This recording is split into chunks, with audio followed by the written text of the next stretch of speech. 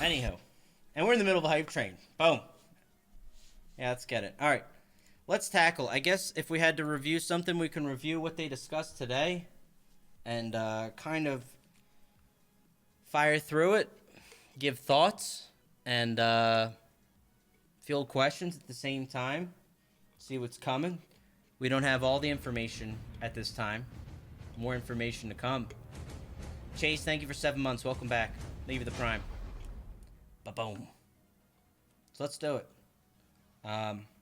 Please start with Proxpo. Probably won't. Probably will start with what they revealed.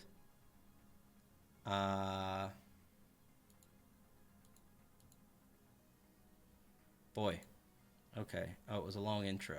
That's what happened there. All right. Yeah, we'll probably get on that on more of the tail end, I think. Anything PvP related? There absolutely is, yeah.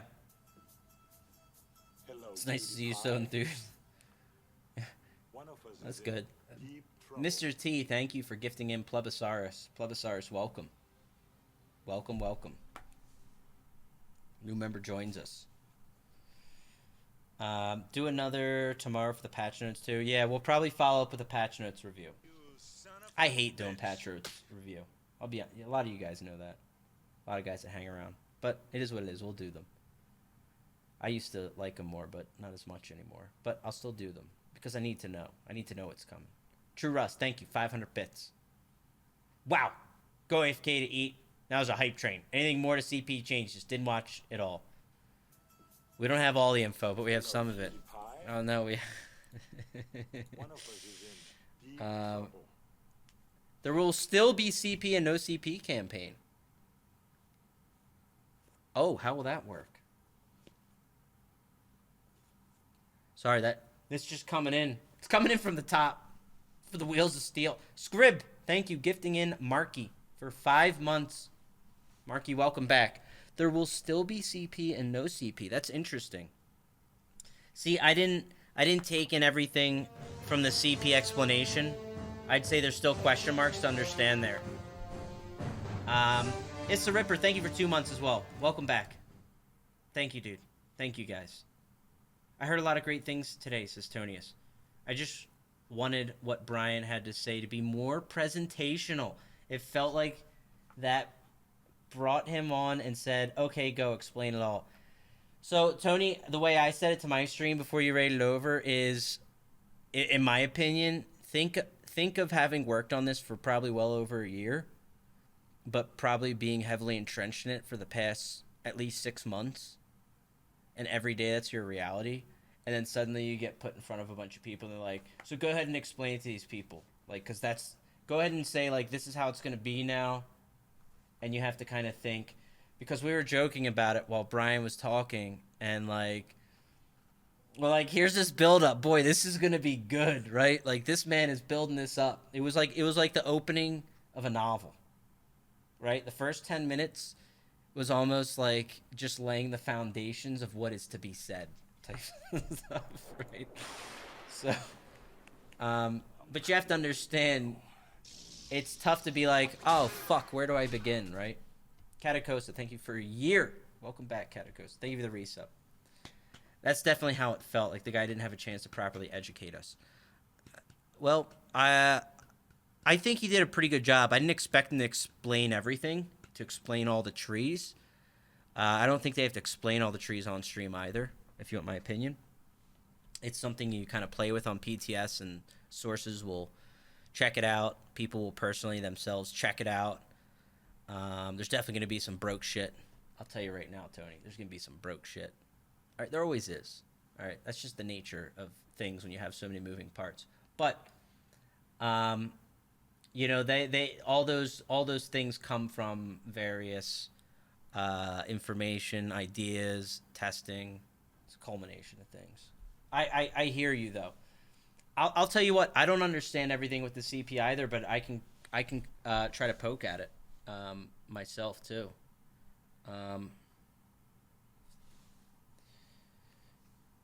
And same as it does now. If you want to do no CP, do no CP. If you want to do CP, do CP. Is it okay? I read it before I read it out loud. brother. But yeah, so I make sure it's kind of, I won't show on screen here either. But no CP doesn't factor to CP because Brian mentioned this, something you guys might not know if you do know CP, and something that you guys are, if you're a newer player. Waffles, thank you for the prime. Welcome in. Thank you. If you're a newer player and you don't know this, something to know with CP, I forget what the number is too, but you spend a certain amount of CP in each tree, and you get passive health, stam, and magicka from the 3 trees. I forget what that point is. There's a point that goes up to, and I forget what it is you even get. It's like 3,000. Let's say 3,000. 300 CP? Okay. So your first 300 CP, you spend up to, and you get passive health, magic, stamina. He did mention this during it, and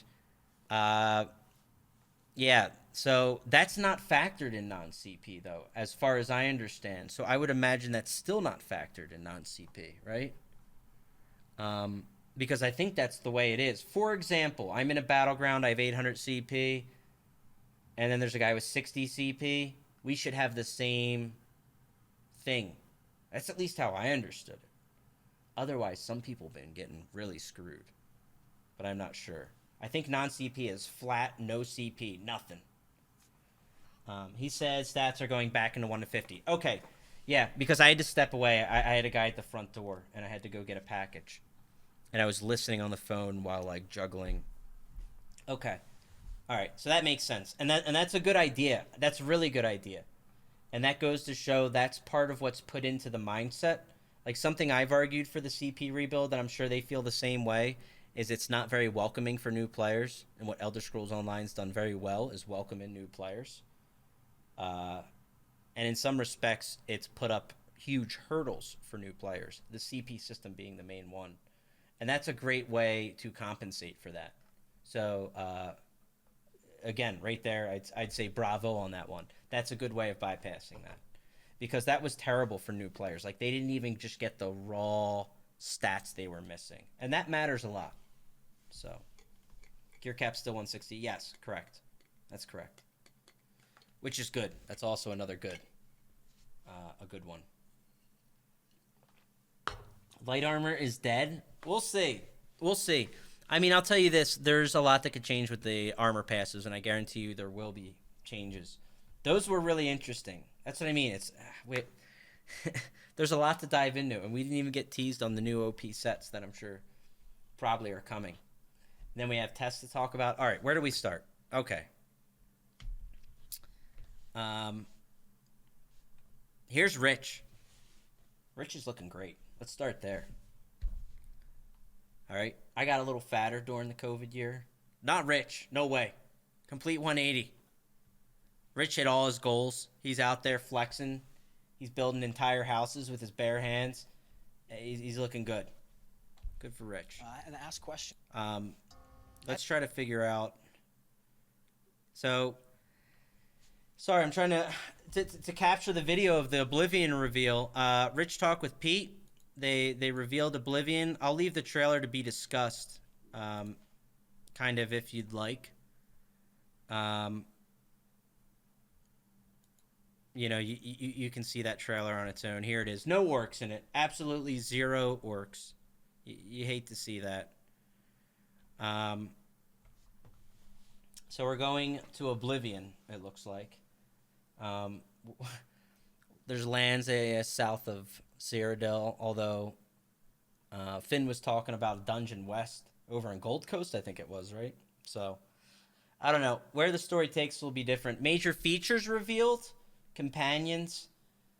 I didn't get to talk about it during the stream. I like to stay positive, so I won't talk about companions too much. I don't know. Maybe they'll be kind of cool. I'm not crazy about it. I think for the average ESO player, they'll probably be something cool. I don't know what they do. I don't know how they impact your healing or what they do or if they provide you buffs or what they do. It'll be nice. I mean, it's to fill that gap for people that kind of want to play the game solo but still have something else around to help do things. So this is for Overland. All in all, if you're like a more experienced, older school player, The companions probably don't matter too much to you. I mean, they frankly probably won't matter at all. But I'd say a majority of the player base is not that. A majority of the player base is newer players that come in, people that would probably enjoy taking that on, and having that. So I don't think I'm going to dive too much into companions because frankly we don't know too much, and frankly there's not too much, and that's okay. I mean, it is what it is. The game is by and large built to bring in new players and help them and do things there, and it does a good job at that. So that kind of dovetails into that, I think, you know. And for some people that just kind of hop on, play more casually, want to do stuff, they're not min maxing, and you guys have to understand. Some of you people in the audience may be that person, and a lot from my stream aren't, and that's okay. You know, that's just part of the deal. But there's no new class, no new skill lines, no cool things with that. No tome. Some people wanted no battle mage. That's not coming, as it would seem. Oh, it's up. Thank you, sir, for linking it. So maybe that's a good point to transition. What we did get, thank you for the hype train success there. Another hype train today. Thank you, dudes. What we did get was, after 20 minutes of ASMR with Finn, talking into the microphone with his nose and his mouth at the same time, Brian Wheeler came on and debuted a lot of information to us. There's a combat preview. We'll bring that up in summation, and we'll kind of poke at things, and we'll learn more in the coming week. PTS goes up tomorrow. Champion system is being reworked. This is, as they call it, Champion System 2.0. So this will be sort of the second debut of it after being out for years, previously being capped at 810 champion points. You could still gain them, but you couldn't spend beyond 810. This is kind of them debuting it again, lessons learned and takeaways, and moving it towards a position to carry it into the future. I don't know all the passives and everything either. That's something that we will look into and discover more so with the PTS. So that's a huge part. That is a huge part. And frankly, this is something, as I've already told you guys, I've been talking about for years. A CP rework is well overdue. It's probably the most unfriendly thing to new players. So I would say kudos to them for doing that. Another good sidetrack thing I totally forgot in the video is Matt Fire also said new servers are coming. But then we were also said, don't expect anything to be different. They'll just be new servers. I know a lot of people want better performance, more experienced players, PvP players. We were looking for maybe it to be different. I don't know if it will be. I don't know. I mean, we don't know anything going on the hardware side. But it's worth mentioning that was something thrown out. It will definitely be something referenced and talked about because people want it.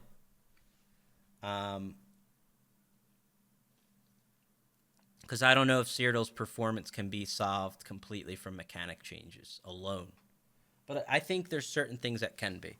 Maybe that's something I save for the tail end of the video here. My thoughts on some things too. Obviously, there was AoE tests and such done in last fall, October. 8 tests were done. Different tests came. Certain one was implemented on PC. As you guys may know, the ones that were implemented groups were reduced to 12. They're limited at 12, and you can only heal and buff people inside group. It was mentioned on this stream in the coming patch, they will be doing new test. In the new test, they will be lifting being able to heal inside group only. So you'll be able to heal outside the group. Although group size appears to stay at 12 pretty much. These changes were originally made for behavioral sake. I will say this. I'll give my input as someone that has PvP'd a long fucking time and been out to Cyrodiil and stuff. I think because a lot of people question on the forums, and there was a lot of feedback, and it's negative, and I understand it too. I can't heal the guy next to me. He's dying. I had kind of, suggested they make those changes, those exact ones, the healing in group and limiting groups, and there was other people too. You might say, okay, those tests suck, they failed, and that's fair. I think in isolation by themselves, they kind of did. I think they even said they were made for behavioral changes, and a lot of people didn't understand this, and I just think it's worth revisiting. If I had to, take a poke at what behavioral changes is, it's that people wouldn't faction stack. And by that I mean you'd have 12 groups of, 6 groups of 12. And they'd all be piled on each other, 60 people, but they can only heal individually 12 across. And people still stack. They still faction stack. They couldn't heal across, but they still faction stack to get things done. I think there's other problems with the patch too. Healing's overtuned. Heal over time specifically in Purge. It's been a big thing. Something to poke at. Something to look at for the future tests. I think that meta is dominating Cyrodiil in a very negative way. I don't mind them opening healing back up off group as a, rather than keep it the way it is. The way it is isn't great. It's not inviting to new players, and it's jarring. I always recommended that heals be target only outside of group, but I don't know. It's not worth too much going into the weeds, but they're gonna change things. Basically, is the overarching theme here. Is they're gonna do new tests in February. You can heal and buff outside group. It sounds like, but the big test is they're removing all proc conditional sets, and this I imagine would affect obviously all offensive procs, but even other things you might not expect. Monster set procs. I'm sure we'll get a more detailed list, and I'm sure there's some that'll slip through the tests that shouldn't be working, but do. But think of it as anything that kind of rolls the dice, so to speak, from an RPG perspective. At least that's what I gathered. So if it's like, hey, 7% chance to negate the cost, that's out. That doesn't work. 10% chance when you heal to proc this, doesn't work. It'll just be stat-based sets, apparently. So you'll... Unfortunately, in one regard, this is going to drive a hard meta of there's going to be a lot of certain passive sets, and passive sets are obviously the things you're going to want to use during these tests. Test or change. This is a test. Not like a permanent change, but this is a test they're doing. With that said, it would probably only be PC, I'd imagine. I don't know if we can... I imagine it would only be PC, probably.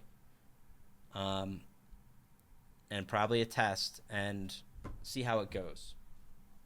I don't know, though. Like, will Malakath be in there with... I don't know. We'll see.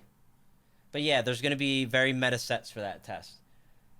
The nice thing about that is you will get to see a lot of people,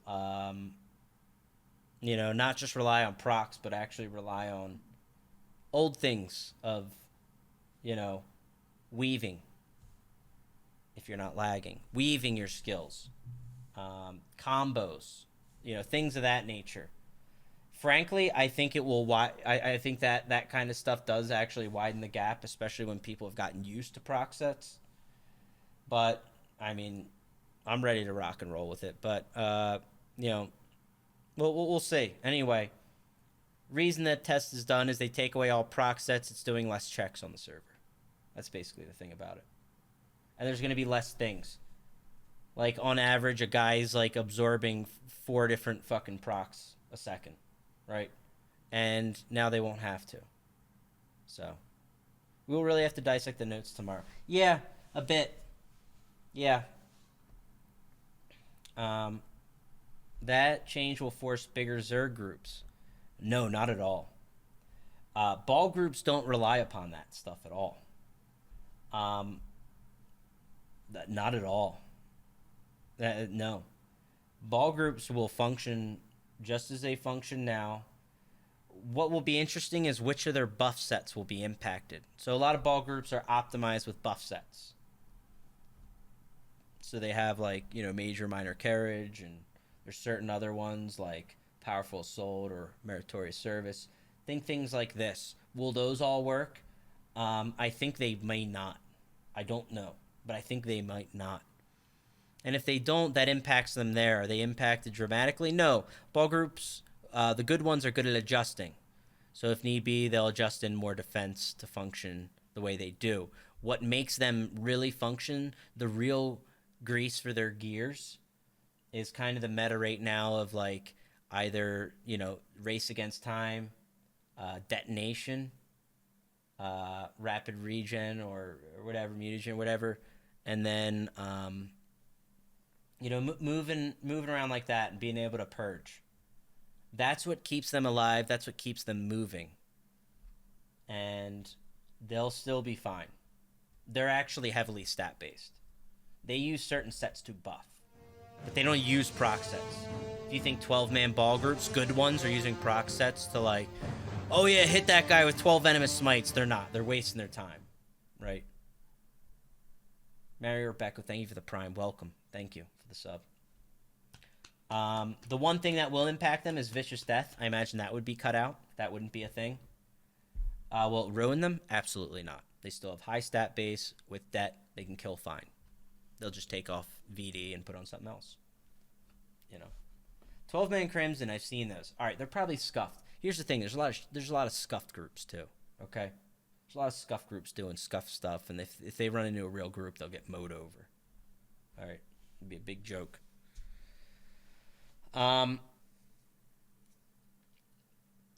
Okay, so I'm hearing there will be about 25 sets that may work, like Juliana's Hunting Shackle, as are pure stats. Others, anything that runs a check will not.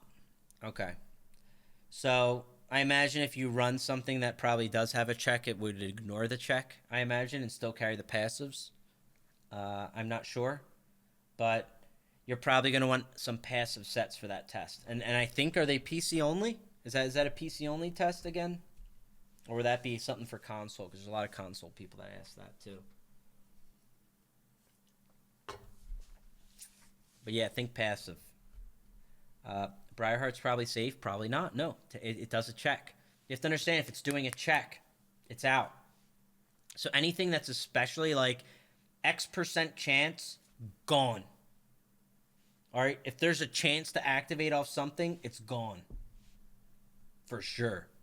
During the test, you understand this is a test. Not sure how long it runs to and from, but yeah. And yes, PC only. Awesome. So yeah. Beautiful. Where did that tab go? There it is. Awesome. Eternal Vigor, that's fine. Eternal Vigor, it's actually a good question. Is Eternal Vigor off its other? It might be conditional when you're below 50%, actually. So, I don't know. Shackle Spriggans for the win. I foresee a lot of Shackle Spriggans in our future. EV's out, yeah. Eternal Vigor's gone, yeah. Yeah, that's what I mean. So here's what that, if I could just say it in short. What that test would strike out at is, hey, the server's not checking a lot of people's armor sets when they're doing stuff. How does this change things, right? And that's not bad. I still swear by it, and most people will swear by it. We need to rework heal over times. We need unique sources to. I think rewriting the code on. I guess this affects PvE. Do you guys stack multiple rapid regens in PvE? I don't know if you do. But unique sources. For example, if I'm in a 12-man group, I can receive 1 healing springs. If 3 of them hit the ground, I will take the one that is the strongest. If there are 5 guys hitting rapid regen, I will only absorb the one that is strongest. If I receive a lesser one, I'll take that one. If a stronger one hits me, it overwrites, and then that's it. I think that's one starting point, and for multiple reasons. Not only is a lot of things happening there, but it also prolongs fights unnecessarily. Groups function different, and in tandem purge. With purge spam and you put this together, these groups do make an impact.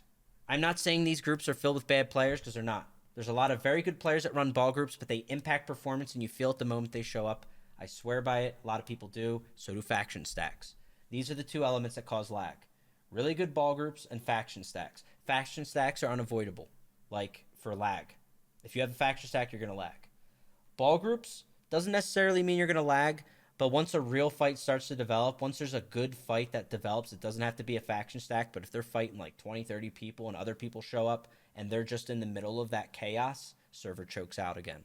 So these are the two elements I think that are pain points to strike. And I think last test was to strike at the faction stack, splitting groups, splitting healing. And I don't think it was a bad idea. I still think you just needed to be able to use single target heals on people outside the group by targeting them. I think that would have been a good idea. Maybe too tasking the code. I don't know. But I don't want to get too deep into it. Again, I really don't. I'm not. Yeah. I mean, I'm not paid at all to do it, so it's not my job. It's just my comments. That's all. Okay. And I'm sorry, I haven't been able to read much any chat. I'm poking in between. Let's develop a big AoE ultimate. Yeah, there's different ways to take a stab at it, Hawk. There's different things to solve. Regardless, this is a test, and it's a test that'll happen. It won't take place in Imperial City or Battlegrounds. Worth noting. Everything I was talking about with the test coming in February won't take place there. No one will play during that test. Imagine like 90% of Cyrodiil players that have been using Proc to be successful will have to, 1, get another gear that they've never used, or 2, press more than 3 buttons. I think a lot of people will still show up, especially Grey Host. Grey Host just seems to inevitably attract an environment where it's going to cap out and lag. Grey Host is just a lag place. It's a place you go to lag. I also think the cap should be reduced on Grey Host by 30%. Okay, might as well throw that in here too. Not crazy about Grey Host's pop. The server can't handle what it throws at it. All right.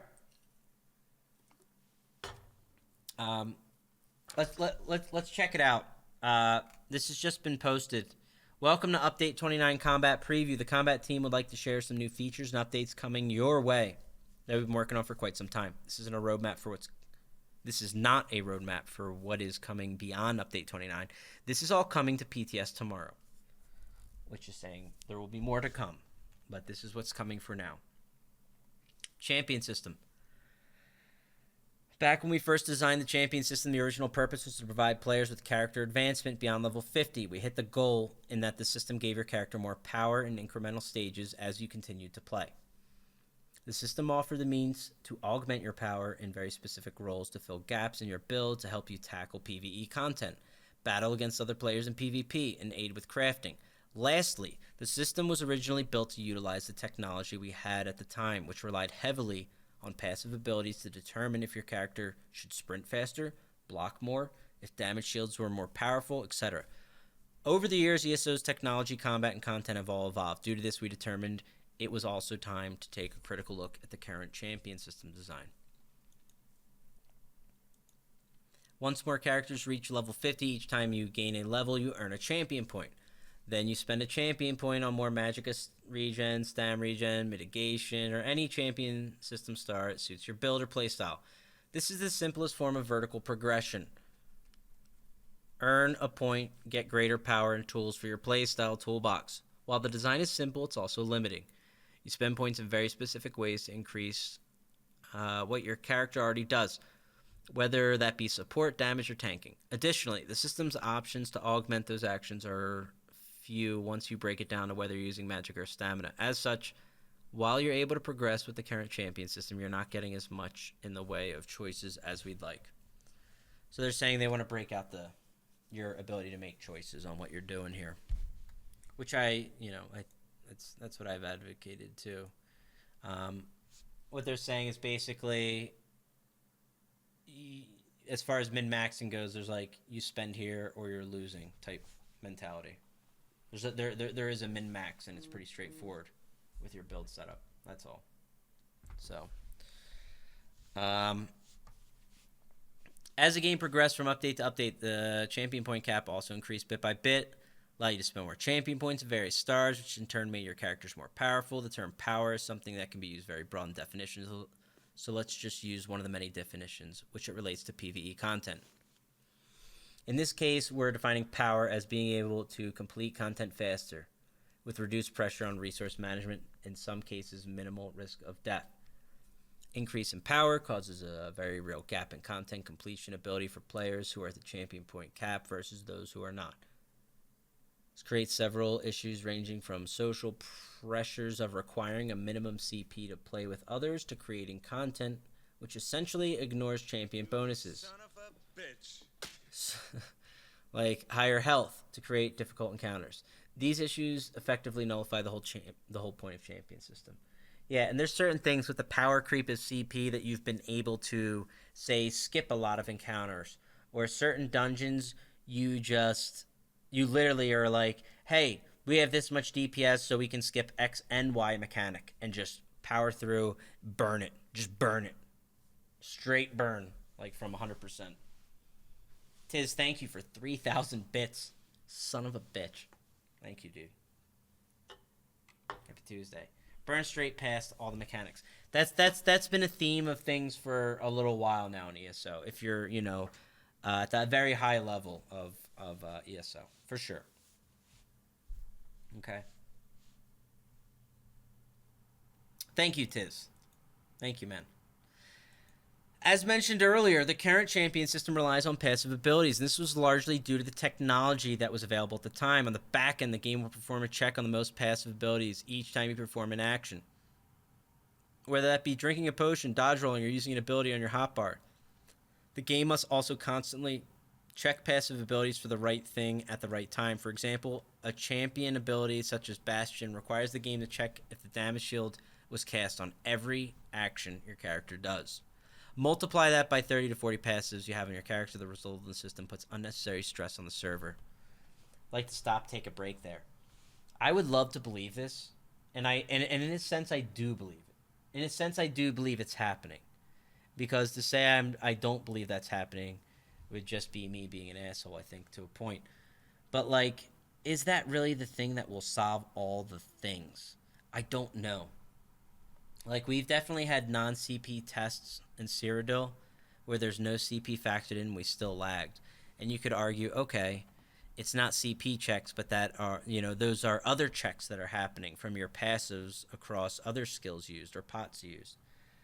And it starts to become a question of how many checks are being performed per second on average with a character. There's like certain data that piques my curiosity with some of this stuff.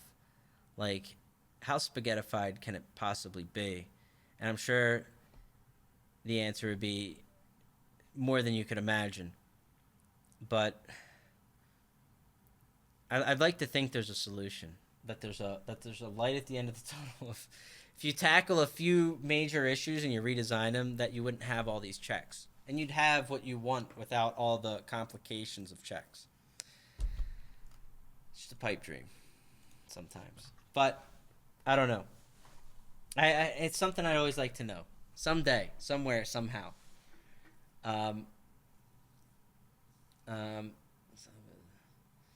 Yeah, no. Okay, so that's... Given this context and the problems we are looking to solve, there are several aspects of champion points, I imagine, that we needed to improve. First, we want a system that encourages horizontal progression. Horizontal versus vertical. Okay? I want to do that for Beedlius so he knows which direction we're going. Horizontal's wider, Beedlius.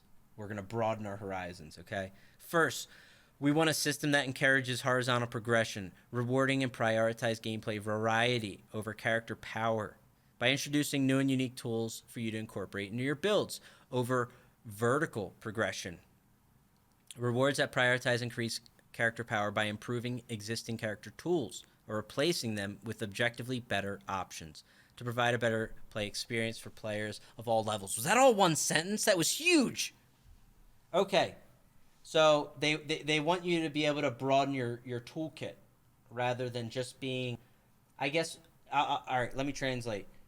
Old CP system, very, very vertical, okay? You get the passive points, you spend them, you're jacked out of your mind on steroids, you're absolutely blind from how many steroids you've taken, and you're just destroying the content, all right? They want to offer you more options, which is really what the champion point system Should be. And by broadening your options, you can say, hey, I kind of specialize in this or that. Whether it will accomplish that, that is yet to be determined. We'll see. We don't know what it all does. But that's, I'm just trying to translate it, okay? Yeah, vertical. Hell yeah. All right. We also want a system that reduces calculations per combat action to help overall game performance in large-scale combat situations. Translation. They want to, part of what I was just saying. All right. How many things happen per action? When you do X, Y, or Z action, whether it's a pot use or a roll dodge or you're blocking an attack, what all has to be factored into that? What all does the server have to receive, and how does it stress it? They're trying to reduce that. And finally, we want a system that can expand and evolve with ESO years to come. So they want something that's flexible. Okay, they want something that can adapt over time, that they can make additions to, add sweet things into it, all right? Increase grappling hook travel speed by 100%. Increase geyser belly flop speed by 200%, okay? Things of this nature. All right, let's keep moving. Where's my mouse? There it is. With all those aspects and more in mind, we are introducing a revamped champion point system with update 29. See, that was just the preface. That was literally like, if you guys missed the stream and you're watching the YouTube video, that was pretty much how the intro worked. All right? But I recommend watching it too. Watch Wheels of Steel's build up to it. It was like the opening of a novel. Like I was getting into it, I felt like I was on a journey. And it was like, and with all that, we have a revamp. Okay. The new champion system utilizes several types of stars, the locations of the champion system UI that you spend your points in, and how you use them. All right, hang on. Let's bring up some, visual aid. I'm a visual guy personally, so visual aid's helpful. I need to see things to understand. If you just read to me, I blank out. Okay. I don't know how it all works yet myself, but here's what I can tell you. Shooting back to here, we do have 3 champion point systems. We have Warfare. This is where Tony acts out, blanked out. He saw Warfare 1200, blank. Zoopy, thank you for 9 months. Welcome back, dude. Thank you for the resub. And sorry, I'll take questions and more so in chat in a little bit, too. I'm probably going to stop. I kind of wanted to get through kind of reading and explaining this, too, if that helps. And then I can, yeah. Because I'm just talking a lot, I know, but I'm kind of talking what I know and trying to present it again to another audience that may have missed this or wants an explanation. So we still have 3 trees, so to speak, right? Scrib, thank you. Gifting in. One of us is in Ether? deep trouble. 4 months, man. Welcome back. With one of those tough names that throws me for a loop. So we have 3 different trees still, okay? We have 3 different trees. But within these trees, we still have points that we can spend, right? Now, what I didn't grasp yet, and that's okay that I don't grasp it all, this is something to work out on the PTS, is like he's dragging stuff up here. So you see how there's, because I didn't understand at first, but chat helped me. We have like 4 different sections. So this is your red section, your blue, and your green. It seems like, I guess, I don't know if you spend and you passively get it, and then I don't know which of these you drag up. I don't need to know all of it now. It's fine. I'm happy to play through it and understand a little bit more, but there's going to be some shit you drag up here. There's some, like this stuff, some of this is passive and recognizable to what you're already used to with the CP system, like this, right? He's spending points here, increasing your max stam. Some of these are flat. Some of them are still percentages. See? Increase healing taken by 1%. Which kind of makes sense. No matter which way you cut it from PvE or PvP, one could be imbalanced. Flat works in some places, percent works in others for sure. It's a dangerous system to balance. ESO Prime, thank you. Gifting in 5. Super Gimpo, welcome back for 9 and a core. For 14, 3 others, brand new, welcome in. Okay. And sorry, I'm just reading some hot tips. Uh, the point. Um, some stars will say add to champion bar to activate. Others won't. Any that says add to bar, you have to add. So, would I understand this correctly? Looking at this, is that some of these, like these, would be passive vertical progressions. For example, passive Stam, passive Magicka, and then some of these are skilled in, and you have to drag them up here to activate. That would be more of your broad vertical development. Is what? Okay, that is kind of the mindset of what is trying to be accomplished here. And by broad vertical, I mean you have variety, which is something I've always wanted to see with the champion point system. If it was going to be a thing, is to be like, oh, this guy's build's a little different. He's actually playing into X and Y. How broad it'll be, we'll see. And this is only the first stage. It's open to be added to, but I guess that's the concept. Any it's slottable equal horizontal. Any it's passive is vertical. Okay, I like that. That's actually a good way of putting it, and that's actually a good way of doing it. I think it would really lend to the game in being able to develop builds like that's a good way to do it regardless of how it turns out and where we go.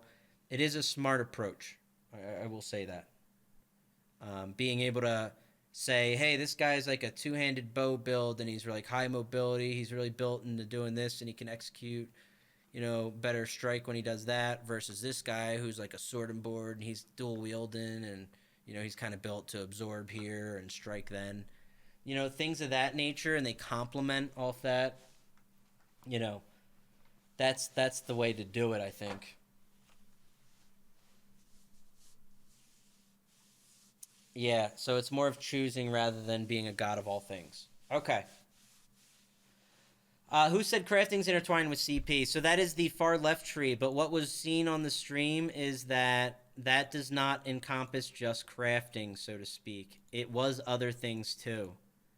I'm sorry, I'm trying to skip through and find it. There were other things in crafting. For example, sprint or roll dodge might have been in there. But it's not just crafting. I can tell you that. Yeah. Everything will end up being a meta DPS.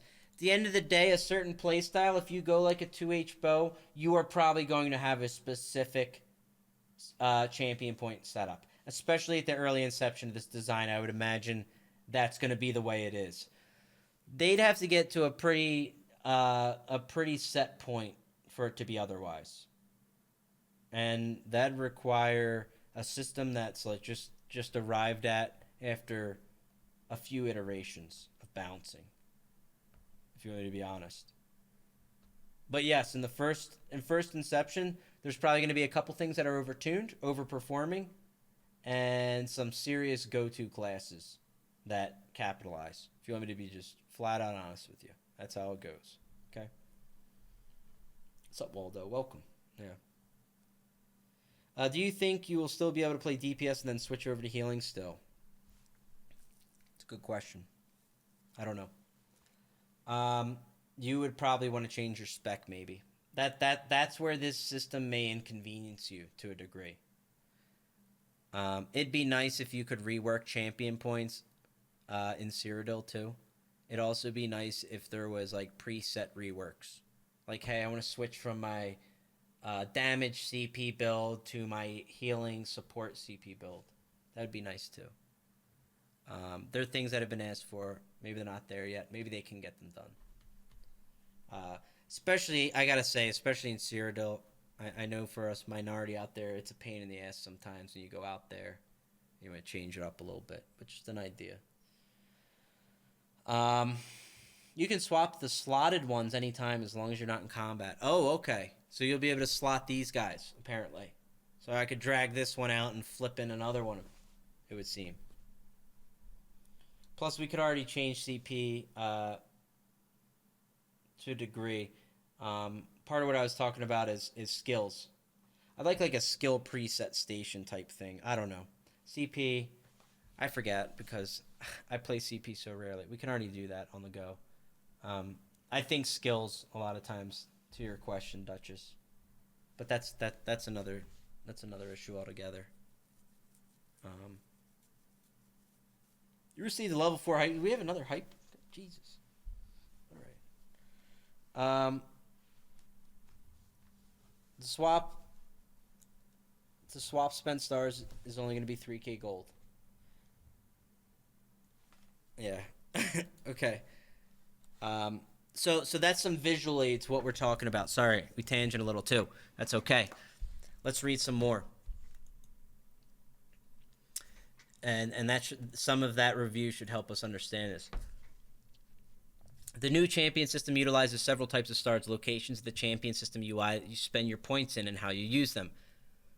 This includes how stars apply to stats to your character, how many champion points are necessary to unlock those stars per star. Some stars require you to spend a set number of points to get a set number of stats, while others have stages to them. A simple example is a star that has 50 total points that grants stamina for every 10 points invested up to 50. Thank you, baby. There's more of that upstairs, too. All right. Thank you. Pizza delivery. A simple example of a star that has 50 total points that grants a stamina for every 10 points invested up to 50. Okay. Some stars also require you to slot them into a new UI element called the champion bar. That's the thing we saw at the top. The champion bar has 12 total slots, 4 per constellation. It allows you to drag and drop. I'm sure there will be some good videos we can do after this too, that will present some of this information. But here's where we're at. Specific stars into it to activate their bonuses. The functionality is very similar to your ability bar. Stats which can be slotted into the champion bar, bonuses that can offer power, augment playstyle you enjoy. The capability to control which stars you slot at any given time is the main aspect that governs vertical progression. Okay. Other stars which grant stats by unlocking their thresholds and don't need to be slotted will further increase your power vertically. The blend of these two types of stars allows the updated champion system to offer both power and choice, while also promoting gear consideration of and consequence for your choices. Does it make sense? Any questions? Hit me. I gotta take a bite of the pizza.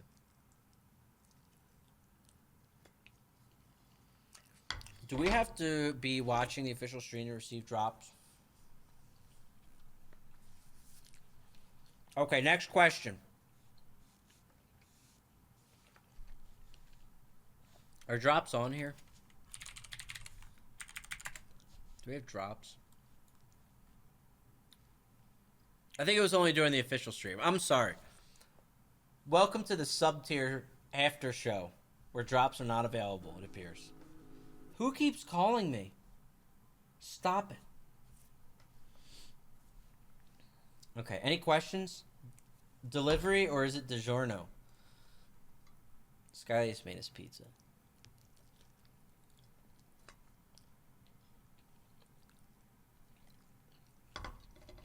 Can't wait to see all the choices. Yeah, it should be nice to see. We should be able to see that on the PTS tomorrow.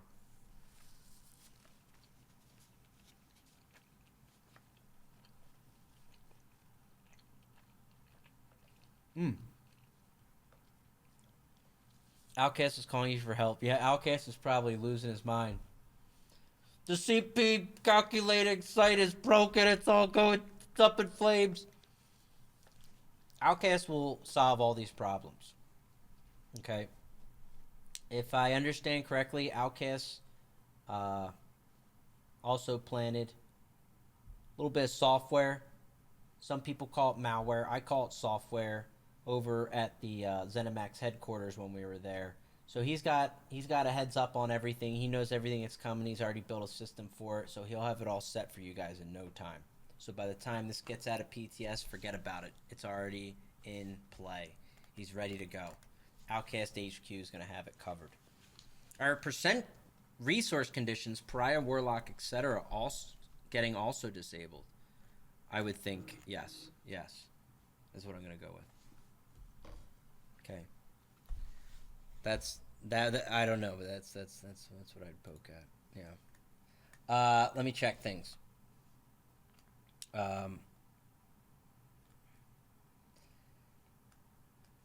Sorry, we have official help from Wheels of Steel is assisting and helping answer questions as well.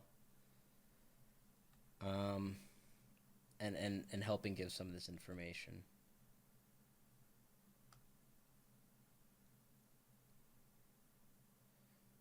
Yeah. No, I think people do appreciate it. The the the detail and explanation of the info. I think it's been good, Brian. I think a lot of people appreciate that. And I can see you guys put some time onto this. I think your starting point and concept of building vertically and horizontally, I think that is a strong approach and a smart one. To be honest, I know everything won't work and be balanced at first either.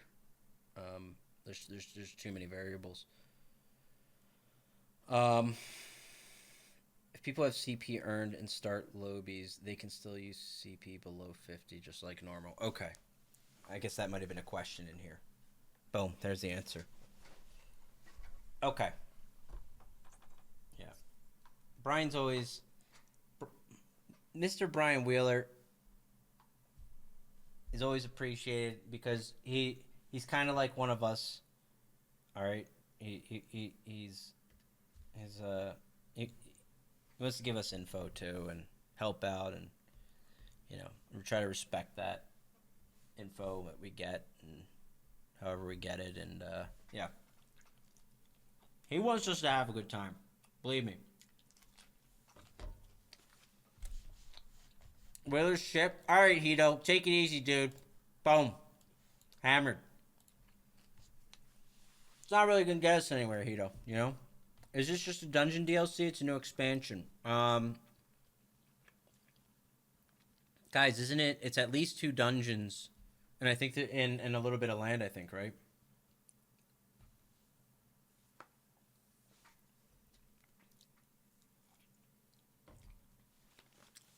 Isn't there? It's a zone in the first one too, right? The chapter's definitely a bigger zone. I can't remember if the first one had land. Dungeon only. Okay, 2 dungeons. And the prelude quests and all that. Aim for PvP, yeah, we're going over the champion point stuff. Tomorrow, I'm sure we will get some gifts of God when we see what sets have been put in Finn's dungeons.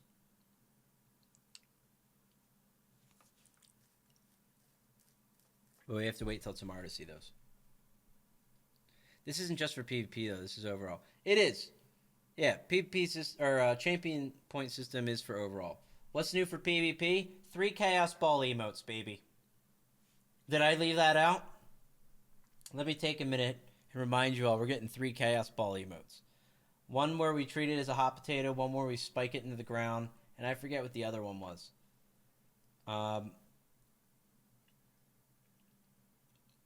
We got some more PvP tests coming in February too. Yeah. Which takes out proc sets. No new BGs or game modes. Negative. Frankly, I don't think there's going to be many new things, so to speak, in that regard. Hello, cutie pie.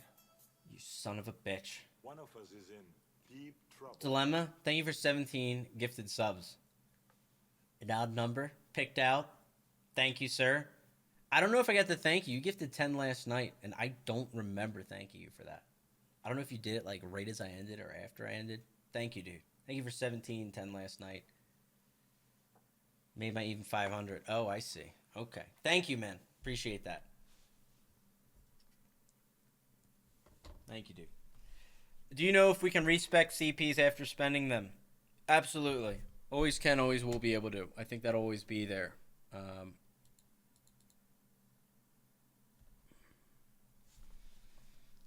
Yeah, I agree. Is quite a big combat change across the board.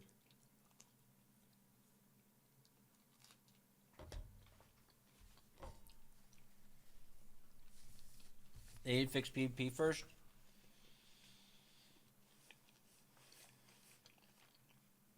I will say Cyrodiil at prime time is a depressing experience recently for me. And I think part of the test is to solve that. Part of it, I'll be honest. I don't think it's within the combat team's job. They used to say for years that the combat team is not responsible for fixing the performance in Cyrodiil, and then that changed over time. And frankly, I think there's some part where the combat team can make changes that encourage better performance in Cyrodiil, but at the end of the day, I still think the servers are like scuffed or something's going on. And maybe it's because there's too many checks going on with the server, right? I don't know, man. I'll tell you this: if the servers weren't up to snuff and they're using like scuffed servers or something, like that's gonna be out of the combat's team for starters. To tell you guys, so like that wouldn't even be in their like they can't even do anything about that because I've started to believe this is like not something that can be solved there alone. But I hear you. Like PvP lags at prime time. Because outside of prime time, I have a good time. So people ask me sometimes. Like sometimes they come in, they see me when I'm like dealing with lag, and they're like, "Man, it looks like you're having a bad time. Why do you do it?" And I'm like, "Because I have a good time a lot of other times. Because I do. Like frankly, I've had a lot of good times in Battlegrounds. Even though it's been like a whole proc meta, I can still find a way to have a good time. Yeah, I get on board with the bullshit of procs, and it is what it is. But lag is not enjoyable. Lag's not fun. And I hear that. But I don't know. I mean, there's only so much that can be done too, and I have to realize that too. So I don't know. I don't have all the answers. You know, we'd all love to be a fly on the wall sometimes, but we don't know all the things, and they're not gonna come say it. You know. Sorry, I thought I'd wait there. My stream was dropping frames. They're not gonna come say, "Hey, the servers are really bad." Yeah. So I mean, like I don't know. We're not gonna figure that out. But you know, that's part of why they're doing the test stuff. So at least with that, there won't be a huge proc gameplay experience. That should be pretty interesting. I will tell you, ball groups are still going to dominate during that. Like, ball groups have to be dealt with. And I don't say this because I hate group play or whatever. I actually really like group play. And I feel group play has become so ungodly one-dimensional in Cyrodiil. It's so frustrating to see. Like, I literally can spike someone with 10k damage and they're immediately full health. And no one reacts to it. No one looks at the guy. But he had so many regens on him that he immediately is healed for 10k because he has so many heal over times. And if I'm a guy that chooses not to play with 7, 8 guys putting heal over times on me, I can't compete. I can't compete with that guy. And that guy can be complete dog shit. And a lot of them rightfully are. And there's a lot that aren't. There's a lot of like good players that just do it well, and they're the ones that suck to deal with because they are virtually invincible. The way they die is they lag out. They actually die by lagging out because they can't actually use purge fast enough. You know what I'm saying? If you don't know what bar groups are, I don't want to go into it. But that needs to be changed. That needs to be changed. That dictates so much of the gameplay experience of Cyrodiil, and not in a positive way.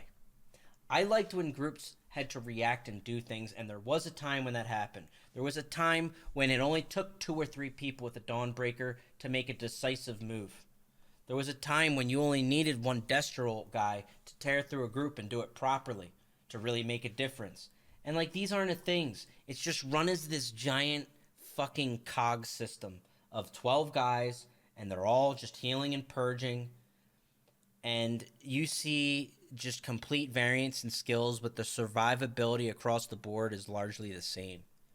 They're like, "Oh no, we're good. We got 10 people that are blindfolded, and they all heal over time to each other." Yeah, they're hitting everywhere. Everyone's good. Did you hit that guy for 10k? Full health. No problem. Forget about it. You know, it's a joke. That needs to be changed, in my opinion. Needed to be changed before the 8 AoE tests that happened last year. That needs to be changed. We need somebody out there that is following the meta understanding pain points, and striking them out. And that is one of the most gruesome. All right, there's my rant. There's my little tangent. I don't want to go into it. I really don't. I've talked about it enough. I kind of want to focus on today's things. Okay? But that one needs to be tackled before we're fixing anything. Okay? Let's get back to it. Can you repeat it? No way, Lonely. Put it as a quote. Quote it all. Type it out. Here we go. Let's get back to the CP system. These are my streams. I'm just tangenting everywhere. All right. Some stars also require a new UI champion bar system. That's where we're at. The champion bar system at the top. So this is more of our horizontal, broadening our horizons type choices. Functionality is very similar to your ability bar. Stars will be slotted in the champion bar. Bonuses that can offer power augment a playstyle. I already read this. Capability to control which stars you slot at any given time. The main aspect that governs vertical progression. We already read that. Oh yeah, I wanted to bring that in and show that to you guys again real fast. X that one out. And then... Oops. So I think what they're saying in vertical is like these. And again, these are more of your horizontal. Again, we'll probably have some other videos. Myself, Outcast will probably do some too to really explain these things and understand them better than this. But this is just to give you a general idea. Blending these two types of stars allows the updated to offer both power and choice. Okay, I think we read that. I'm sorry. Let's keep moving. Because there's an element of choice when determining which stars to slot versus passive stars that grant stats on their own, there's also a reduction in how many passes are calculated per combat action. As noted above, with 12 slotted passes on the champion bar, the calculations required for combat, especially in high-density situations, is greatly reduced. So that's good. Additionally, most stars that grant stats without conditions function similarly to item set bonuses. These stats are simply added to your character and do not require an ability to drive their function. By doing this, we're able to put less strain on the server by having these passes function differently than the current champion bonuses that are driven by abilities and requirements. Okay, so that is a little different. Keep in mind, this new system isn't a magic bullet to fix performance. Wait! What happened to Silver Bullet? Don't you take that away from me in 2021. You keep that Silver Bullet reference lined up. Tankerous Gamers, thank you for 100 bits. Appreciate that, dude. What do we have here? I know he doesn't like them, but he know a lot because he plays this. Wait, what's that? But wait, sorry, what?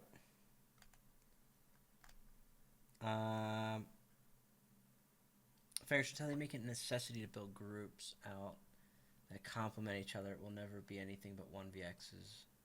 1vx is ballin'. What do you mean? Until they make it a necessity to build groups out that complement each other. You mean like one group that complements another group, so to speak, you mean?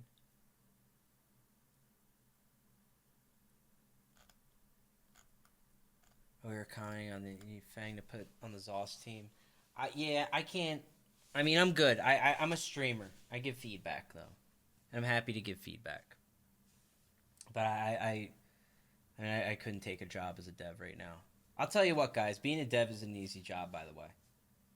Not only is it unrealistic, because Sky and I live in Colorado, and headquarters is back on the East Coast in Maryland, so it's not even feasible.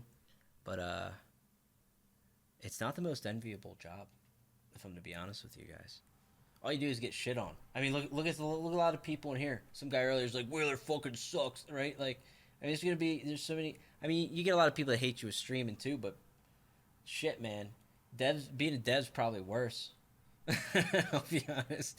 They're like, "Fuck you, dude! You ruined my build. You suck dick." You know, it's just so. I mean, and it's a tough job too, actually. Because I know different people that work in the industry. outside of ZeniMax, and it's a stressful job. I'm sure you've heard of like crunch hours. They work a lot. You know, it's tough. Like you work a lot. People shit on you all the time. Not a lot of people that speak praise. If your game's working, people are like, okay, you know, and they're just entranced in playing the game that works. They're not like, oh man, I really appreciate the detail you put in that and the way that flowed very nicely into that. Right? Like it's an unenviable job too. As much as it's like a dream job when you're a kid, because at least for me, it was a dream job when I was a kid. And then I grew up, and I was like, damn, it's a tough industry. So anyway, happy to give feedback though. Yeah. All right. What do you do for a job? Are you kidding me, dude? All right. I'm half offended by that question. Let's keep moving. All right. Are you telling me I suck at my job? Is that what you're trying to tell me, Kevo? Let's keep it moving here, all right? Listen, I get shit on enough every day. These stats are where were we? Oh yeah, Silver Bullet. Where was that? Magic Bullet. Man, they got rid of Silver Bullet. Okay, that's where we were. The last major aspect of the champion system that we wanted to adjust was room for growth and variety. Future. As ESO continues to expand year after year with new content and systems. By the way, did you guys hear? Elder Scrolls 6, 2026. Buckle in. We're going to be in ESO for a while. That's it if you want Elder Scrolls universe. We want the champion system to evolve with it. The new slotted passives and champion bar will greatly support this and allows us to create and add new unique stars that can interact with new or old systems. So this is a system that can build upon itself. I'm just trying to translate after each paragraph. These ones are pretty good. You can usually tell when Gilliam's written a paragraph. I need to do a full breakdown translation. Everyone in chat is just like, what the fuck is happening? But these are clearly not that. God bless them. Another method of expanding the system is our clustering UI. Most of the champion constellations have a top layer of stars. But with the launch of the updated champion system, there is one constellation that has a few clusters. These clusters are essentially sub-constellations of all new stars. This second layer gives us another canvas on which to add more stars or simply group stars together that suit a common purpose. Each major constellation has several sub-layers that we can use and gives us a great deal of expanding. So they mean like they're going to grow out still in trees. Like, hey, it does this kind of shit, and this does this kind of shit. Sky, you see all the space happening in here right now? See all the space in here?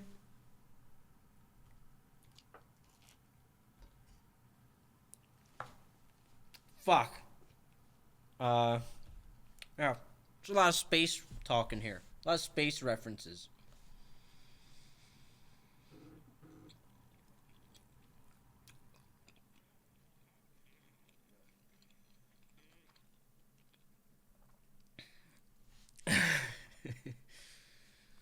I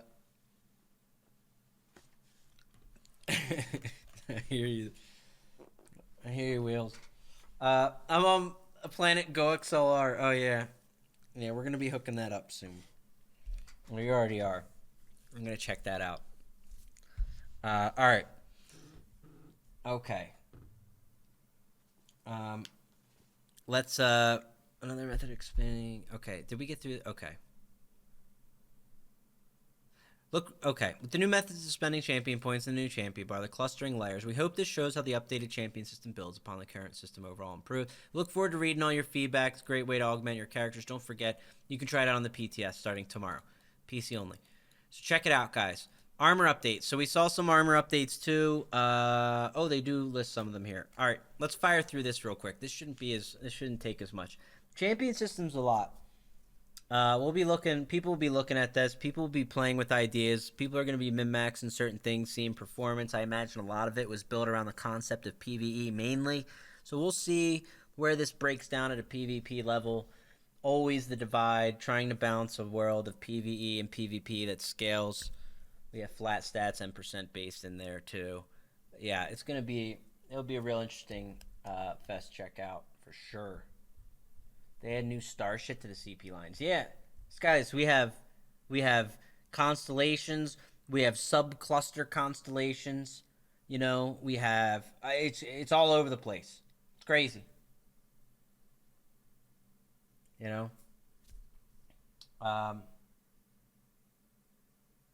Yeah. See, look. You want to see one? They're constellations. We get into that horizontal progression because, you know, as you are progressing through CP, there's going to be a point where you've gotten as much, I guess, vertical power out of it as you can, and then it turns into choices. Like Did we listen to Deep Brian Wheeler? Right. Of what you've had up there. But it And is he obviously walked us through all the important to constellations. slot up all 12 of these as much as possible. It's just like your action bar, and that Demonic is, Brian Wheeler. a conscious decision that we've looked at design-wise. Like we Why do they want sound like there demons? to be choices. and there I'm will be sorry. trade-offs Apologies. in this new system. We did this But earlier again, with Finn. because it's expandable, It was way more interesting. Listen to Finn with that voice, but I will carry forward to the armor updates. The Antichrist Wheeler, yes. All right, armor updates. We can fire through this pretty quick, I think. We're also making updates to passives and ESO. Historically, armor in Elder Scrolls provides defenses against a variety of damage and bonuses to augment your power. Those bonuses range from improving your damage output, your healing capabilities, or simply allowing you to move faster. Ultimately, armor creates another set of choices for you how you want to build your character. Armor is also combined with 3 skill lines for each type, granting further bonuses themed around the armor type, light, medium, heavy. In almost every situation, wearing armor provides a positive change. You're gaining power in one form or another. The only real trade-off is damage versus power. It's how much damage you can absorb. Traditionally, in Elder Scrolls games, armor has more effects than simply damage absorption or ability augmenting. There are very real trade-offs for your armor choice. ESO does not currently have those trade-offs and is often more about damage than defense. The exception of heavy. Heavy right now is very good, but with absorbing. With this update, and it still will be. Don't get me wrong. Kevo, thank you for the T1. Welcome. Thank you, dude. Thank you. Yeah, medium armor is coming in. That's right. Medium armor time. With this update, we are adding some change to how different types of armor in ESO interact with various core combat mechanics like dodge roll, stealth, sprinting, etc. These changes will not be to skill line passes that you traditionally level up. Rather, they will be part of the armor itself. We are adding this secondary level of armor mechanics so your choices for equipped gear have trade-offs and are no longer simply a matter of wearing gear for damage bonus and other positive gains. We wanted the armor to have a theme to each that support the various playstyles you'd expect armor to support. Okay, I think we're just like repeating things. All right, so they want you to have trade-offs. You're going to wear medium, light, or heavy. Medium doesn't really have negative trade-offs. Heavy will, and medium, or heavy and light will, okay? We good? All right, light armor will confer the following bonus penalties. Reduce damage taken from magical attacks by 1% per piece. This includes damage types of Flame Frost, Shock, and Magic, but increases damage taken from martial attacks. All right, translation. You wear light armor, you're going to take less magical damage shit, but physical shit's going to hit harder. All right. Heavy armor will confer the following bonuses and penalties per piece of heavy armor worn. Translation. Physical shit, 1% less per piece. Magical shit, gonna hit harder. Okay?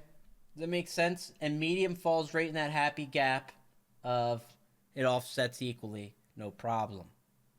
Okay? Does that make sense? Because it's a lot of stuff to read otherwise. Going straight RuneScape route?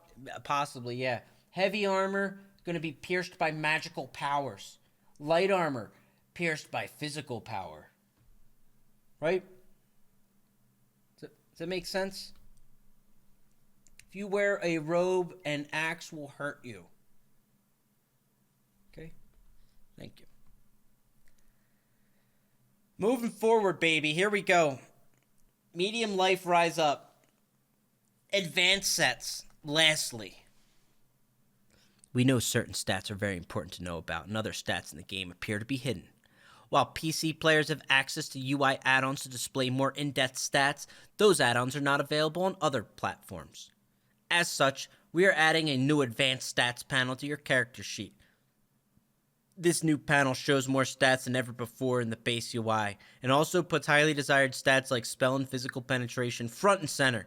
This panel also displays percentages versus flat bonuses, so you can really fine-tune your characters. We believe these changes to the champion point system and armor and Update 29 will provide many years of rewarding character advancement and options going forward. The expandability of the new champion system opens up many new options for the future, in addition to a more performant game experience. We look forward to seeing your creative new armor builds in dungeons, trials, and PvP to account for the new bonuses! Thank you for waiting patiently for this update, and we look forward to your feedback. We'll see you in Tamriel. There it is. It's the combat update preview. All right. So a little bit of armor changes. Not too hard to take in the armor changes, but the champion system is definitely something we're going to have to look over the next days here. And you can bet there's going to be a couple huge neck-bearded champions, absolutely no life and out of their mind on the PTS, coming up with some broken builds they'll share with nobody and absolutely dominate with on the live server. Stand by.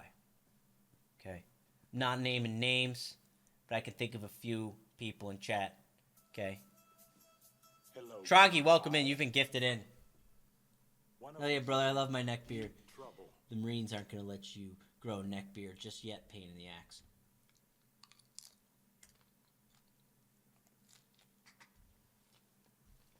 Not yet. Give it time. So there it is. That's a lot of the champion point systems. Bringing it full circle back to what we saw in the video. 2 new dungeons coming. 75 new pets. Finn still talking into a microphone. Still hasn't learned how to use it. Listen to this guy. No, that's what you Immediately, you just hear breathing into the microphone. Still can't figure it out. Gates of Oblivion are here. What else was covered? There's the armor changes. Those are big combat changes, and they are a lot to take in. I mean, there's a lot of changes that are going to happen with the champion system. Every character's impacted. You're going to have to look into that and kind of redevelop. There will be more sources on that, too. There's a new pet, too. New pet that comes. It turns into a mount, and then I think it turns into a house. It's like Transformers. I don't know. I'm not trolling. That's real. I don't know how. I didn't catch how it works entirely. Or it's a skin, I think, before it's a house. Did someone does anyone remember how that works? It's like it's the new phase of Indrik. Turns into a house, I think. Or you become I didn't catch the end part. I was excited about the champion. I was running on adrenaline at that point. It's a pet, then a house. Okay. So you have a pet and you evolve the pet into a house. It's like those little toys you used to get. Never mind. Fengrush, yes, a new yes. It's like a new Indrik phase though, okay? And then when you fold it certain ways, it becomes a house. Okay? Alright. Wait, you listened to all the lore and merch section? Yeah.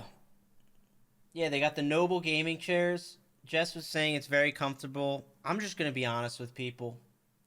Noble game chairs sent me 3 chairs. I gave all 3 of them away. They're not comfortable. All right. I'm just going to be honest with people because I'm honest to my viewers. They're terribly uncomfortable. They have no lumbar support. Okay? Absolutely 0. Okay? That's my opinion. Okay? But it's a pretty strong opinion. Okay? Because my ass is in this chair many hours a day. Okay? But, you know, it's available on the website. If you want to check it out. You might have a cat that wants to sit in it. Probably work for that. Max CP is going up to 3600. What are your thoughts on that? Yeah, they didn't say how it advances. I don't know if it's going to be flat, straight line. We don't know. I don't think did that happen in the video? I don't think it did, right? Or not? You tried Secret Labs style, but actually good. I haven't. As I understand, I have a friend that used to work with the people, and they all come from the same plant. I'm going to be honest with you guys. They just print different labels on them. They all come from the same factory in China. Every goddamn one of them. All right? They'll all just destroy your back. So take care of yourselves out there. You don't want to be, you know, walking around with a fucked up back when you're older. All right? So while that logo might look cool on the back of your skull, okay, when no one's looking at it, think about your back. All right? Because you don't want back pain. All right? Yeah, you're going to look like me in the middle of a battleground when I'm hunched over with chat telling me posture check, Fang. All right? You don't want to be that guy. So don't do it. If I recall correctly, Wheeler said they'll be working on the EXP rate. Okay. Okay. Yeah, apparently there's an adjusted curve to accommodate for 3600. That's pretty cool, too. Maybe ESO will come back, too. Yeah, 1200 for each. That's correct.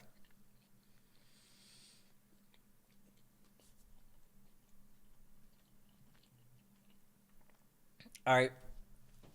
Since we got a lot of shout outs on merch on the stream, I'm going to give a shout out for my merch. Yeah, we have Sneak this month. We have Artesian Builds. I'm going to give a big shout out for that. A lot of people are trying to build new PCs this year. It's the year to do it. Check them out. The command is right there in the stream, !PC. They build your PC live on stream. Get to see all the parts. Make sure they do that shit right, because they do. Because they're professionals. And that's good. They're actually going to build me a new gaming PC, probably in a month or two. That's my own sellout. Okay? I'm entitled to a couple stream.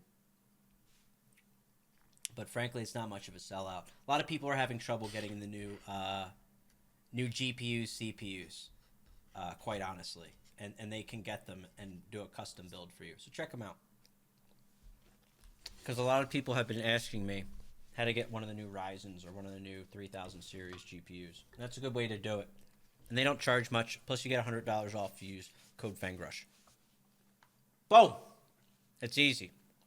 Payne wants to buy your hair. I'll tell you what, Payne could probably grow out this in 2 weeks. Okay? But Payne shaves his head like, what is it, every other day, Payne?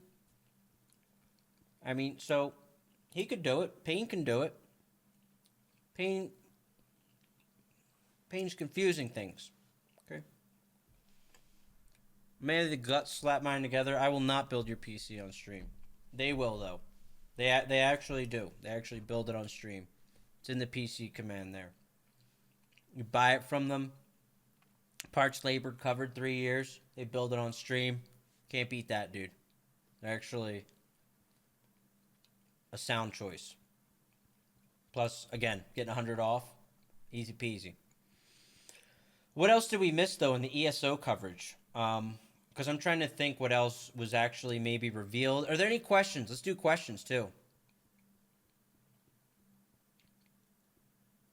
Hit me with that. Where do I see the new patch notes? They're not up yet, I think, right? Yeah, there's a combat preview, and there's that link in chat. Are there any questions? Will you go on the PTS? Yes. Tomorrow I will do the PTS. I'll check it out. And I'll be reviewing the PTS notes, and it'll be brutal, I'm sure.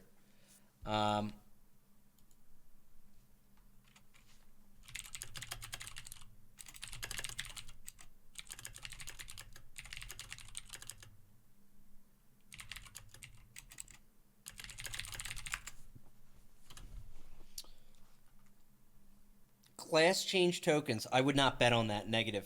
And we heard nothing of it, but I wouldn't bet that to come. You gonna do the new trial? I'd like to. I'd also like to go back and do Keen's Aegis as well at a point with T. I will do Keen's Aegis if T shows up and goes through it with me. If he walks me through it, I'll do it. Okay, so all you guys just have to bug at Talos Septum in the stream.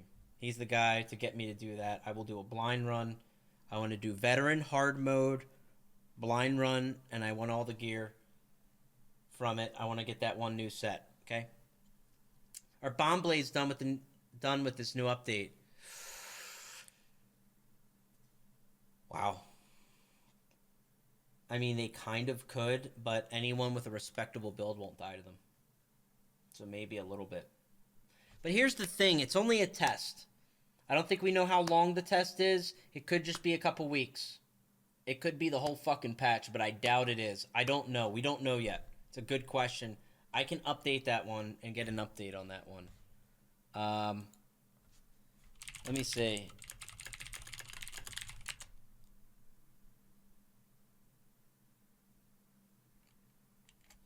There will not be dedicated notes in CP in the patch notes. We have to go into the game to find out. Okay, he's okay. Among Us tonight, negative. I won't be streaming into the night. I'm probably actually just going to finish covering this stuff and then hang out with Sky and then pack more stuff because I'm moving this week a little. Will you get the Transformer pet? I think everyone gets it or something, right? It's the new Indrik. You know, you kind of, it comes built in type thing. Think they'll add 2v2 or 3v3 ranked PvP this year? Not a chance. No. I hope proc sets were ruining performance. I doubt it. I mean, wouldn't be against getting rid of them, but no, I don't think that's the thing. I think it's a culmination of things that are happening out there. Question mark? Another expansion? Yes. Oblivion. What are the top non-proc sets for you, Shaq? I don't know. It depends. Some classes don't need the sustain of Shackle and what Shackle brings with it. Some classes won't need to do that. Also, if you're building pure stats with no procs, there's certain sets that are going to be optimal, and it's better to infuse certain stats and take a certain Mundus. There is a min-maxing to that part of your build already. As long as you're not hard caps, that's how that'll be. Talk about earth damage. I don't know what is earth. Yeah, I don't know what it's going to be. Probably, what is it? The DK fist skill? The triple fist? What's it called again? If they fist you 3 times, you can't move? What's that one called? There's no new class. Nothing. Stone fist. Yeah, isn't that earth damage? I don't know what else is earth damage, man. Right? Isn't that earth damage? Maybe? I don't know. I'm sure there'll be different things. They're going to be physical. That could be interesting. There's more to play with on the elemental side of things, and I'm not against that. I'm totally for it. Just a matter of making it work and making it kind of bounce. Fragmented shield, yeah. I think DKs have a dive in there.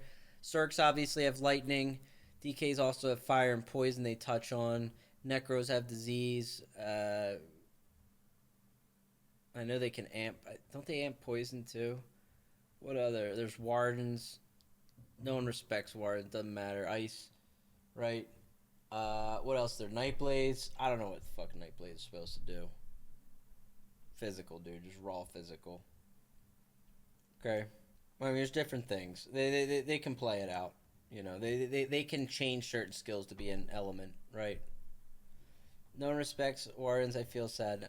I'm just trolling, man. Yeah, no. I'm just messing around. Are you excited for this expansion, Fang? I'm excited for change. It'll be nice to have a change of pace. Obviously, procs will still work. We'll find out more info tomorrow. I don't want to drag this out any longer than it needs to be if people actually don't have questions. Because there will be plenty tomorrow. Tomorrow we'll have some patch notes. There will definitely be new sets.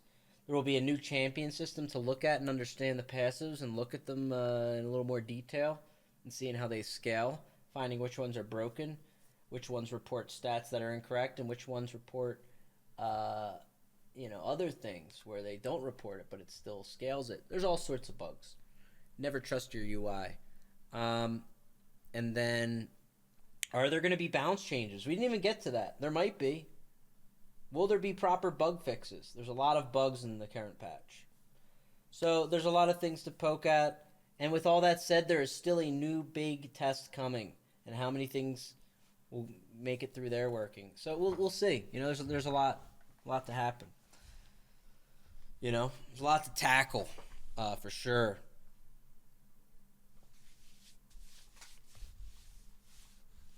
But I think that's it. Any other questions, though? Happy to field any. What's the big test? They're going to disable all proc conditional sets. Any set that has any remote proc or condition to it will not work. In fact, there are only about 25 sets apparently that will be green lighted for that test. This will be PC only, and it will run in Cyrodiil. And this is to test how much proc sets impact it. Frankly, I think it's still going to lag. I think we really need to change ball groups for all these tests. Here's the thing. I don't think any one change is going to fix Cyrodiil. It's a matter of at a point it peaks, and there's a few conditions, is my take. Ball groups clearly need to be a little readjusted. Now, ball groups won't be happy because they won't be as invulnerable anymore. They'll be very susceptible to damage and burst, and they won't like it. I get it. I understand it. Another part was controlling faction stacking. It's part of what the last test conditions that were implemented into the game were part of, but they didn't do it effectively. They would need to tackle both those problems in the same test. If they tackled both those problems in the same test, where ball grouping wasn't this just omega healing purge fest, and you're just running around like a god, and you also can't just stack 60 people, lag them out, and overrun them.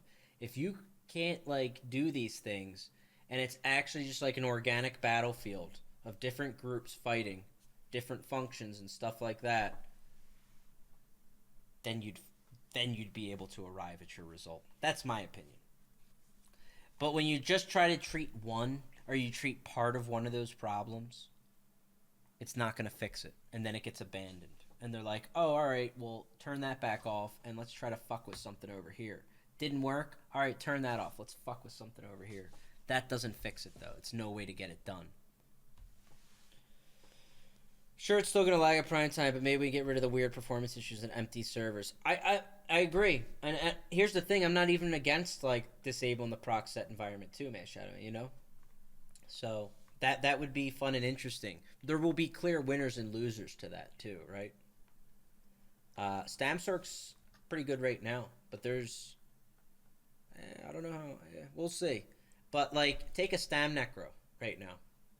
Take a Stam Necro, man, and put that up with, when you cut down and you have 25 non-proc sets and you put that class versus another class, you are going to have a clear winner and a clear loser. I mean, Stratus is doing a dueling tournament and Stam Necro is banned. So, good luck running, just a stat-based Stam Necro and being this is fair, right? I don't know. It's all good. It's not like you can't play the other classes, because when you get to a group level format, other classes are very valuable. Sometimes they're more valuable than having, say, another Stam Necro. You're like, hey, it'd be nice if we had a Stam Sork or something, and it would. Or hey, it'd be nice if we had a Mag Warden or Templar or something, right? Group play, it's good. The game, you can't bounce it at a 1v1 level anyway, so it doesn't matter. But any questions, though? How do you dissuade all the specials from stacking and spamming buffs on each other, though? Wait, how would you dissuade all the... You mean, how would you stop people from just, flooding you with dots and debuffs? Is that what you mean? If you're a ball group? I mean, if you want the real answer, if I'm not in, a ball group that can spam purge, I have to deal with it. If people use debuffs on me, I have to deal with it. If they hit me with dots, I have to deal with it. So how do you deal with it? You fucking deal with it. You say, hey, I'm debuffed, and maybe I can only purge every X seconds.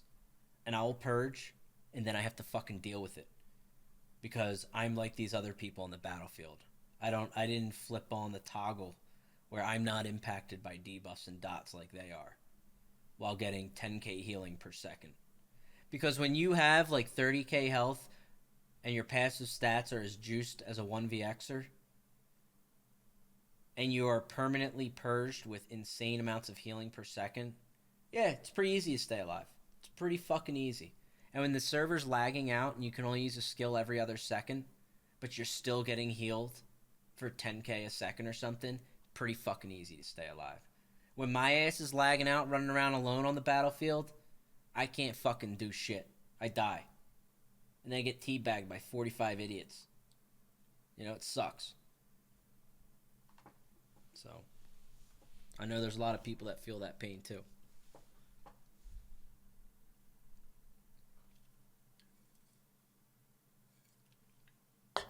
Are we going to get a D-swing interrupt like Snipe? I don't know. Imagine if there's a buff to Snipe in the new CP system. We'll see. We'll see.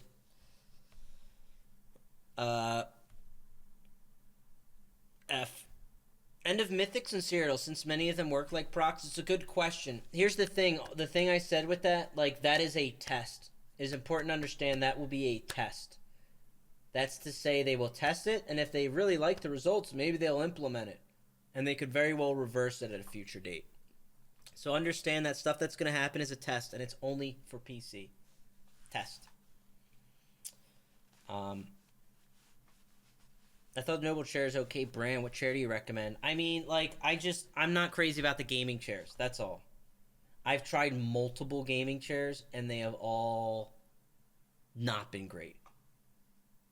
And I only say that, I'm not trying to be edgy or something. I spent a lot of my, I'm a huge fucking nerd. I spent a lot of my life sitting in a chair, and I even had a lot of back pain, like a while ago, many years ago, because I had a shit chair.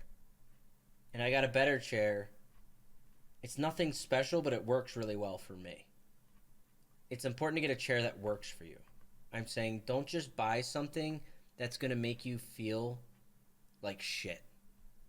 Because if you actually have real, like, back pain or something because you bought some fucking esport looking chair, like, I can't get behind selling stuff like that.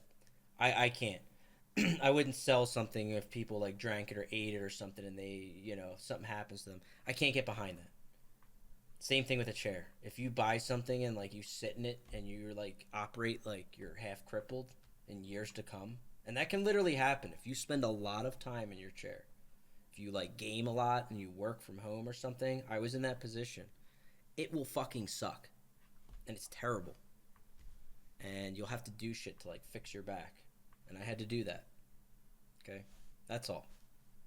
So. Yeah. That's all. That's the only reason I say it. I just won't be like, yeah, get it, it looks cool. You know, and then you're fucked up. And you have back pain every fucking day you wake up. It's terrible.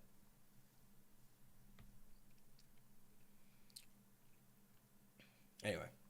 Thoughts on the new Vicious Death type passive in CP? I didn't see that. There's a Vicious Death type CP. I'm probably going to cover more detailed look at CP stuff in another video. And I say that because, like, I'm just considering everything I've talked about here. I'm going to post on YouTube. But I'll do that, like, I'll do the other stuff probably tomorrow. Because I'm not going to go too much today. I'm just going to cover this stuff, actually hop off. I have some stuff to do around home. That's all. I'm just kind of taking questions on anything today. Is there any other stuff? What am I sitting on right now? I'm sitting on air, dude. I've learned to levitate. Okay? It's just a little office chair. That's all. But it works for me. Okay? Get something that works for you. Don't get these plastic, put it together fucking game. I'm just, my opinion. Do what you want. Just trying to give you my opinion. Trying to save you guys grief, pain, because I had to do it. And it doesn't feel good. It's not fun if you end up there. That's all. Do not envy that time. Okay, Boomer. Thank you. Sit on it before you buy it. Honestly, that's kind of what I did. I just went and I sat on some stuff. Just go plant your ass on shit. Do what Pain does every day. Just plant your ass somewhere. All right? Become a master of sitting on ass. Find something that works excellent, and then you're good. Okay? Boom. So it's like buying a bed. Yes, exactly. Same fucking thing. You going to buy a bed? You go to that store, dude. You go over to the bed department, and you sit on each bed for at least 30 minutes. And they come and they say, sir, can I help you with the purchase? Do you have any questions? You go, shh. And you just wait till they leave. You know? Say, I'm just testing the bed. Because I did that. You know, and then you get a comfy bed, and it works. It's important. These are important purchases to make. You're going to spend a lot of time there.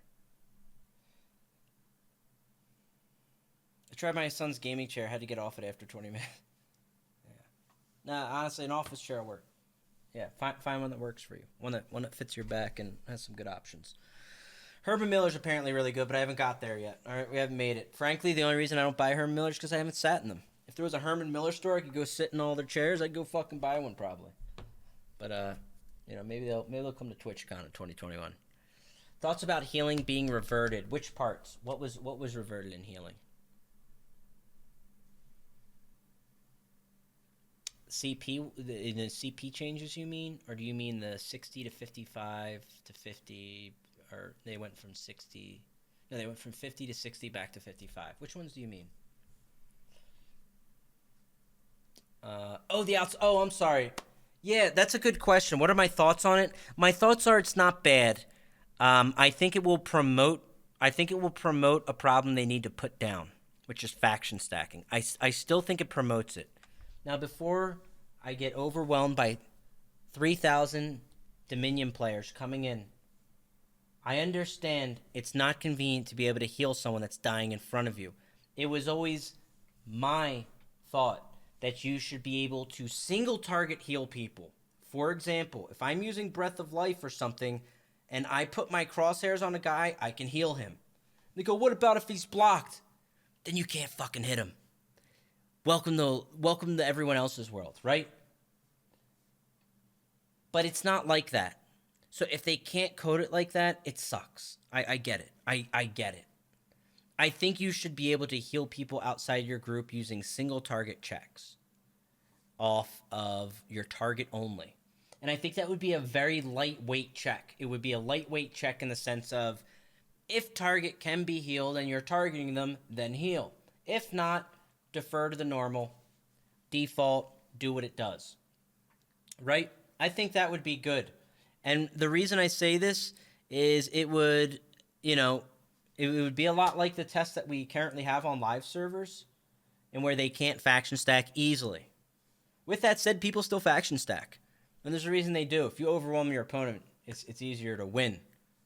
Right? So people still do it. Like, it's there regardless. There's other ways and other things that probably could and should be changed with Cyrodiil to detract from faction stacking. Some of these are incentive based. Some of them are just like hard check behavioral blocks. Like, hey, you can't go hit that thing with 60 people because it's going to be really hard because of this or whatever. I mean, there's certain bouncing mechanics to do it. Basically, what I'm saying is they should incentivize other places on the map. Like, hey, you should take your group here, and you should take your group there. Or, hey, you want to take this keep? Maybe you have to capture a flag on the northwest point of the wall. You have to capture a flag on the southeast part of the wall. And if you both capture that flag, it frees up the thing, and you can take the middle. Or, hey, to open this up, you have to take the lumber, and you have to take the mine. Not just like, oh, you got 60 bros together? Hell yeah, brother. Just charge at the front. You got 7 FPS? Hell yeah, brother. You got that guy. He can't even fucking CC break. He CC broke 3 times. He's still laying on the ground. You get him, dude. And everything's lagging out, and 60 dudes hit the front door, and you can't move, and the gates come down. And that's all it is. Like, that's what ends up happening on a pop lock server. You guys have been there on Friday, Saturday night out in Cyrodiil. It fucking sucks. I'm sitting there trying to defend Ash, and this stampede of morons comes to the gate, and I can't play the game anymore. And it's over. It's done. Fun time's over. It's time to go to Battlegrounds. That's it. Maybe Imperial City, right? So, I mean, it's just as simple as that. That's all. That's my take. Yeah. How do you make people not follow the big ball? Incentives. And in some cases, just the opposite. Placing reasons why to incentivize them elsewhere, right? De-incentives. Or whatever. I don't... there are ways to do this, right? And there are ways you can restructure how the captures and how the actual keeps are taken. Right now, you're encouraged to just overwhelm on 1 point, right? And if you're encouraged to just overwhelm at a point, you're going to keep doing it because it works. The other way a lot of keeps taken are PV door, as in no one's there. You attack a keep and no one's home, and you specifically attack that keep because no one's there, and you can flip the keep before anyone gets there. I don't like that either. That's actually not a lag-inducing scenario, though, taking an empty keep. There's no real lag involved in doing that. I just don't think it's enjoyable or fun from a siege perspective. These are different things, different problems to tackle in Cyrodiil. I don't think these like meta-type issues of large-scale PvP are really tackled right now. Some of them should be because they impact performance. Some of them don't impact performance and should be tabled until performance is solved. And I think the former, the faction stack one, is one that should be tackled. Whereas the latter one, my gripe with... And I really don't think it's good to have people take an idle keep where no one's there and they get big rewards. I don't think that's great. I don't think it incentivizes PvP in a positive way. But it doesn't really matter right now. I'm not in carriage, Fang. Yeah. All right. Why is an empty keep worth 6k AP is a real question. Didn't used to be, Pain. You used to get AP based on how many people you killed while taking that keep. Back in the Hell Yeah Brothers days. But that was back when you used to be Deltia. Okay? Those were different times. Okay? Back when you were doing Dragonstar Arena every day, 8 a.m. Pain in the Axe was up bright and early. You know? Boom! Dragonstar Arena. We're doing it again. We're doing it again. Let's do it. I'm hopping on the DK, baby. All right. I'm going to wrap it up there, though, I think, guys. It's a good talk on this issue. We'll discuss more of that. I think, at least. You know? Leave me time to get well rested and prepared for tomorrow.